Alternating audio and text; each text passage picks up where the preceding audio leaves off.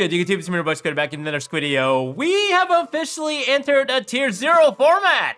Guys, the UDS is currently happening right now, and after 6 rounds of Swiss with the 16 UDS champions, apparently the top 4 has officially been released, and we have 3 fire decks, okay? 2 Simple Swell Snake Eye Fire Kings and 1 pure Snake Eye deck, alongside the 1 lone branded deck piloted by Andres Torres that is in the top 4 right now. So it just goes to show, I think we're just officially in a Snake Eyes format. I mean, the deck is just so freaking crazy, and after seeing the feature matches, literally every feature match had 1 Snake Eyes or Fire deck. And a lot of people were just playing mirror matches, it seems. We saw Fluunderies at some point just get demolished. Even after shiftering, it was not enough, right? Like, we saw Shuping be able to still establish a board of Appaloosa and IP Masquerena under shifter. Yeah, this is just nuts. Like, Snake Eyes just gets you so many bodies alongside Poplar and Snake Eyes Ash.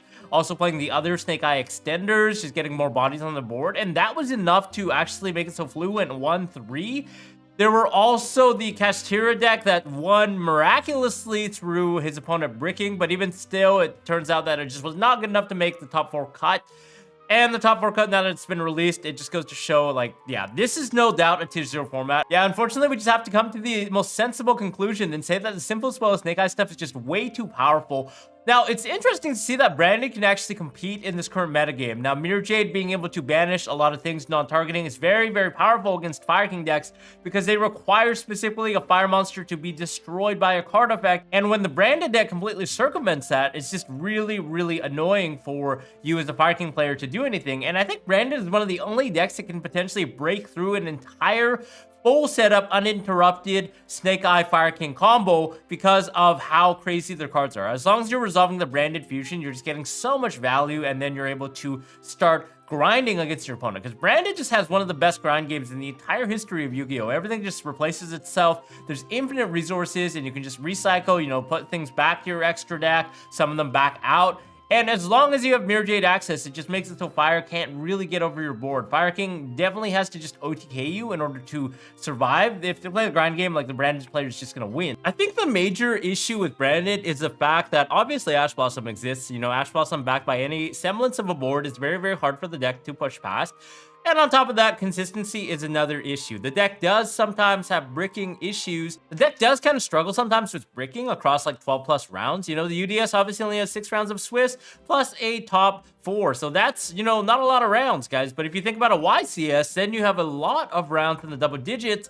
And that's when the deck can kind of have issues where it's not drawing the optimal hands that it actually wants, or it's not drawing the type of hands that can actually push through a huge board. Certain Snake Eye decks also have Omni that gets on the board with the Synchro monsters, Warlord Savage, Baron de Fleur, and that can be also very devastating if you're not going to be able to resolve a Branded Fusion. It can also sometimes struggle even against a full combo Fire King board if you just don't have the right sequencing of cards. A lot of times the pop effects, just popping your fusions and stuff, that can actually come in clutch for the Fire King player, and then as Branded player, you might just get OTK'd on the following turn. Even if you're able to put up a board, it's going to be somewhat weak because they had so many interruptions. Now, the nice thing is Branded opening protects your fusion monsters from being destroyed, so that's another added bonus. It's just like a neat little interaction that happens to work out in your favor in this particular format. You know, previously that effect was used extensively, but nowhere near as much of relevancy as it is right now with Fire King popping everything. Really curious to see what pans out in the actual top 4 playoff tomorrow, but from what we've seen today, guys, I think it's indisputable that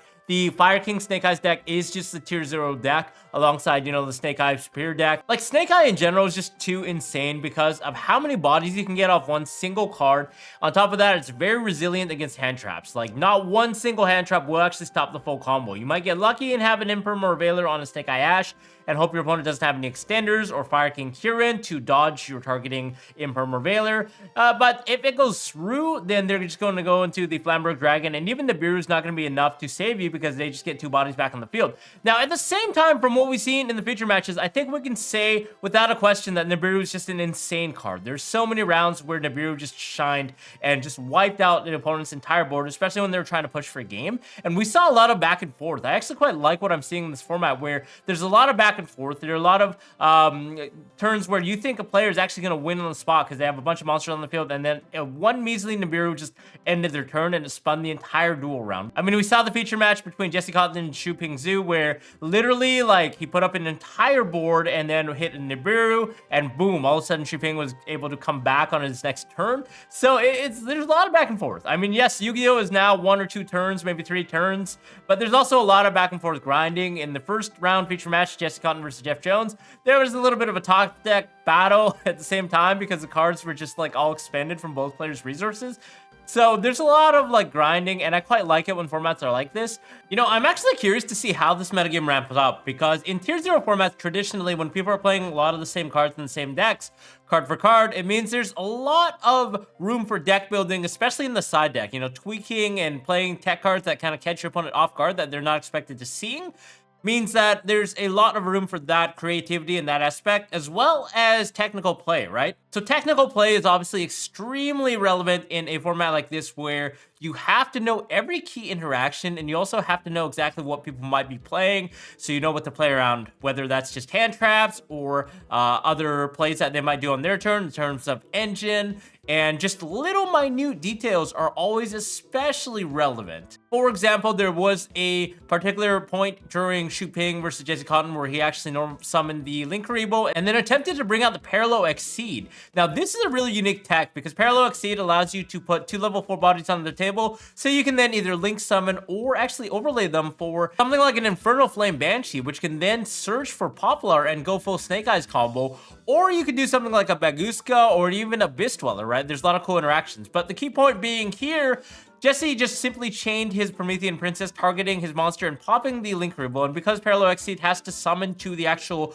pointing zone of a Link monster, that made it so the Parallel Exceed remained in the hand. So this is just a really small interaction that could be very, very relevant, right? Knowing that Princess just pops that Link monster so Parallel Exceed cannot hit the table is something that he may have accounted for after seeing Xu Ping playing that card. So overall, I think Tier 0 formats are especially good for very small details in tweaking event to event for card tech choices, and then playing to the utmost best of your ability. I've seen a lot of misplays even on the stream, and I will say that, you know, everyone's gonna make misplays, myself as well. Everyone that's watching this video, at some point throughout a 12-round YCS, you will misplay. It's impossible to play perfectly. There's just too many variables, way too many complications, certain scenarios, and fatigue. You know, you will be making a error somewhere throughout the entire round, even if you're a pro player. It's just inevitable. So just making sure that you minimize these misplays is how you can guarantee your chances of topping and then winning an event. You know, I will say that I just don't like the fact that there is an enormous price tag on this current format. You know, buying all these cards is just so expensive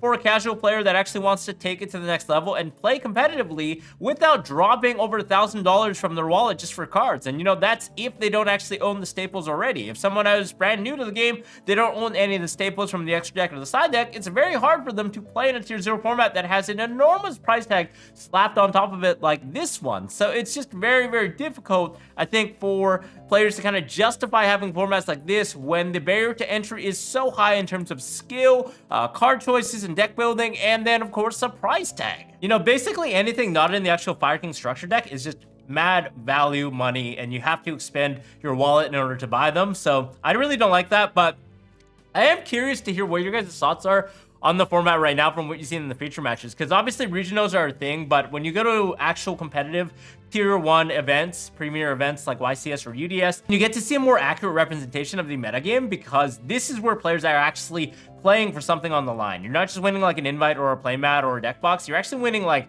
prizes that can equate to a lot of monetary value, right? So people actually want to win, and when they want to do their best to win, then they're obviously going to play the best deck possible. So if you're going to an upcoming YCS, whether that's Vegas or another event, there's definitely going to be a lot of simple spoils and Fire King decks all around the room. Expect that at the very least, guys. I would say that Fire King rogue decks, like shifter decks like Flu, Kestir, are going to be less prevalent than before, because people have seen on feature matches these decks just cannot compete when they don't open shifter, and even when they do open shifter, sometimes it's just not enough. Like, the fire decks are just so crazy at setting up bodies on the board that you can still establish some disruption even into shifter. It's not like tier limits where the best thing you can do is turtle behind like a Baguska and pass. No, this is an entire beast altogether, guys. So I I'm just like excited to see what ramps up in the metagame. We also have the YCS Costa Rica, which I believe is a 3v3 as well, happening in the same particular weekend. That one does not have any actual video coverage, so we're gonna have to wait to see what happens there. But I expect to see a lot of Fire King stuff and simple spoils. Guys, what do you think about the format? Like, be realistic with me. Do you think this is a very toxic format, or is this something that you like playing where there's a lot of skill and deck building, technical play involved? Just the fact that everyone plays the same cards is kind of annoying. I don't know. Let me know in the comments below. I'd love to hear your thoughts. I can't wait to see what happens tomorrow. I'll see y'all in the next video. Thanks for tuning in.